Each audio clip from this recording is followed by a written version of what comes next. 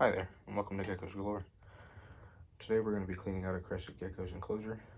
If you know anything about reptiles, this isn't a Crested Gecko. This is a leopard gecko. Her name's Roma. She's about a year old. She lives in a 20-gallon tank that's pretty kitted out. She has a pretty good life. So does her brother Caesar.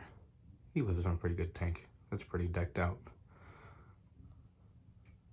But today, our main focus is going to be here with this little guy that lives in a 6-quart tub. Like I said before, this video is not about leopard geckos, it's about crested geckos, and there is a very beautiful one living in this very container.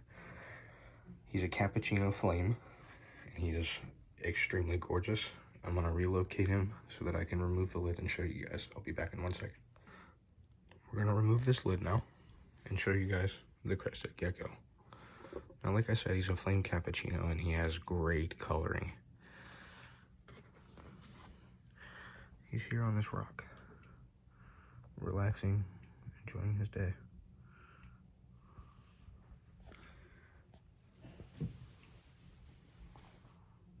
You can see his cappuccino traits a slight bit there, with the white tail and the red head. Now, it does look brown on camera, but I can assure you this is a very bright orange.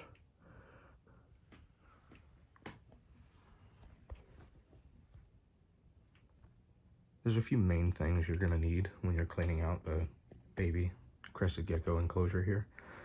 And one of them being a smaller container that you can transfer your reptile into that's a stress-free environment. A container to replenish their food. If you do it the way that I do it, I have some more vines because these ones are not the greatest quality. And a spray bottle, some paper towels to replenish the substrate for the small one.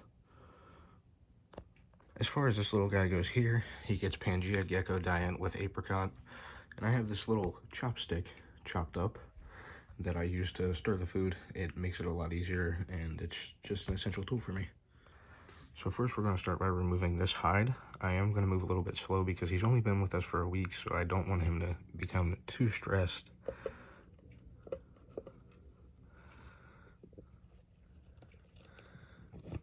Let it rest right there and get a better grip. Ooh, sorry, little man. We're gonna remove that. Check it for any. Get this here and move on. This guy is firing up. You can kind of see his oranges now a little better. I'll report back when I have a little more taken out. With everything now removed other than Rusty, you can really see those cappuccino traits.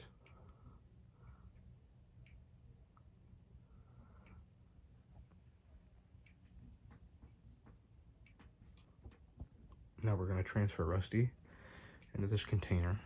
It has some paper towels on the bottom that are moistened. That way the humidity stays up for him.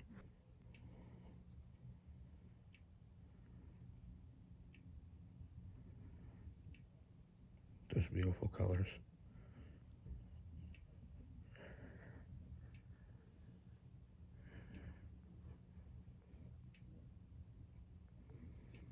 Sorry for the shaky hands, guys. Now that I have him set in the container, I can show you guys without shaking so much how gorgeous this lizard is.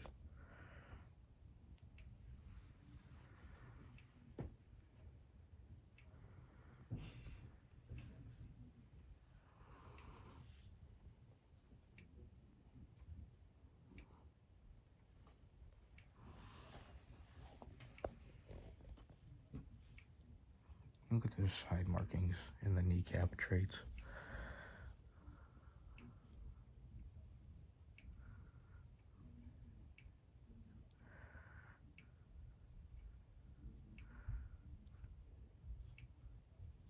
Now that we have everything out of the enclosure except for the dirty paper towels and the hygrometer thermometer combo, we're going to go ahead and remove those, get the paper towels laid back in, his hide cleaned off, new leaves laid in, some new food mixed up, and the lid back on and him back in there.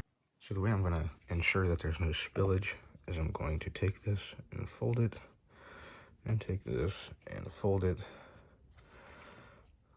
and fold again, and fold again.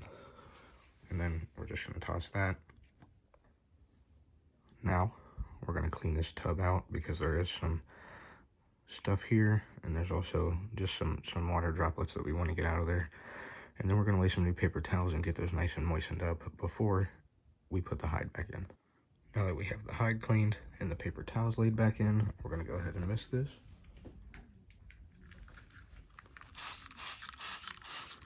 Get these nice and moist for him. A lot of times I'll mist the top side and flip because this bottom side gets not at all wet. And these 6-quart tubs fit these regular paper towels perfectly. I usually just triple them up just to make sure there's enough substrate there. And just kind of pat them down that way. He's not shoving up underneath of there. It's just a precaution. A little bit more. And there's edges. And should be good. Not pretty, but it's perfect for me. Perfect for him too. We're gonna lay his hide back in here. I like to put the hide in first and the heavier things. That way the paper towel can conform to it a bit. We're going to make sure that we put 1 layer of paper towel in there and mist. This. So essentially what I do for this is I just cut this to shape. It's not that hard. This little square fits right over top, and you can cut that to shape just by eyeing it pretty much. All right, now we have this shape here.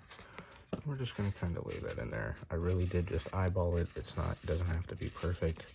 It just has to fit in there. That way it's still humid inside there as well as on the outside.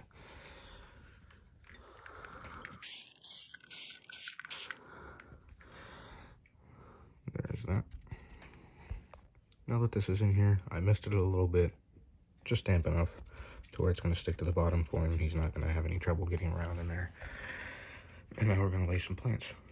So when it comes to plants for these baby crested geckos, I just use this ivy. I have a lot of it. It's cheap, it's accessible, you just take it in, pull it out when it needs it. So now we're going to loop this through there 2 or 3 times to make sure that there's enough clutter on the side so that he's not getting too much daylight, too much night light. Oh, we have the leaves looped through there a couple times. I went ahead and cut them off to length, and I still have probably 1 more change here. So if these are sticking out, don't worry about it. It's not that big of a deal. They just kind of, get crimped under there. And these leaves are actually like a fabric, so they do kind of absorb some of the water when you mist. So it's going to help keep the humidity up in that enclosure. At this point in the process, we're going to mix up a very small amount of the Pangea Gecko diet and throw it in this enclosure. Right about there. To mix this Pangea Gecko diet, you just use 1 part to 1 part. For younger geckos, to ensure that they're eating, I like to use 1 part gecko diet to 1/2 part water.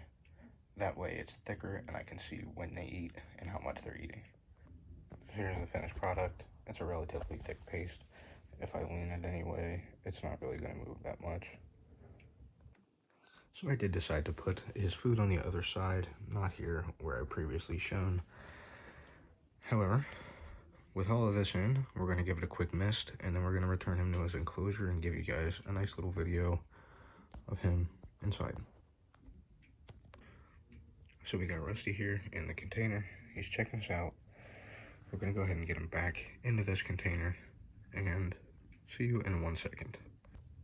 So we got him back in the enclosure. I just slowly lowered the rock down in there, and he decided he was going to go for a ride, and he jumped up my arm, ran all the way up to my shoulder, and I had to get him off of me. He's now safely back in the enclosure. We're going to get him back down in there so that we can put the lid on and conclude the video. Alrighty, everybody. We got Rusty here back in his enclosure. He's a little stressed, but he'll be alright. I think once he finds out that his home was cleaned, he'll be extremely happy and back to his normal duties. Anyways, thank you guys for watching. Make sure you stay tuned for live feedings. Oh, he just jumped. Anyways, make sure you guys stay tuned for live feedings, more gecko content, and tons of gecko love. See ya.